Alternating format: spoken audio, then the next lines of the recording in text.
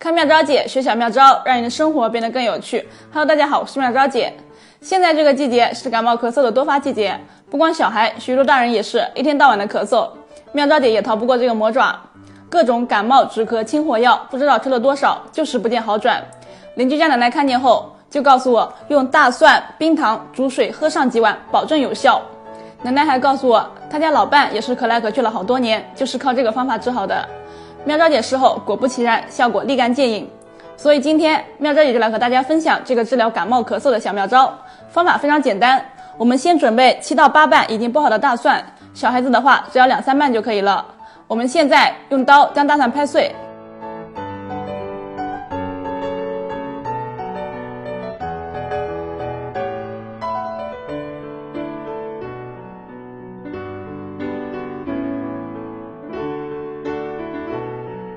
然后再加入几块冰糖，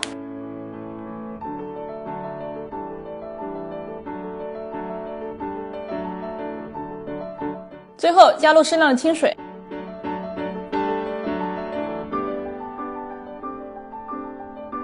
好了，我们现在就拿去锅里蒸吧。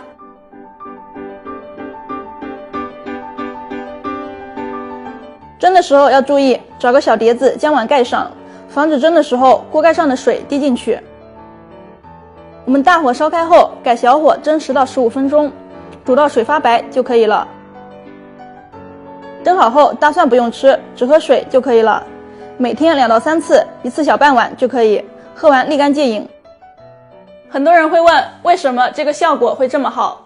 其实大蒜中含有一种叫硫化丙烯的辣素，对病原菌和寄生虫有很好的杀灭作用，可预防治疗感冒，减轻发烧、咳嗽、喉痛及鼻塞等感冒症状。冰糖又有化痰、止咳、润肺的作用，还有我们平时还可以用大蒜泡水喝来预防感冒哦。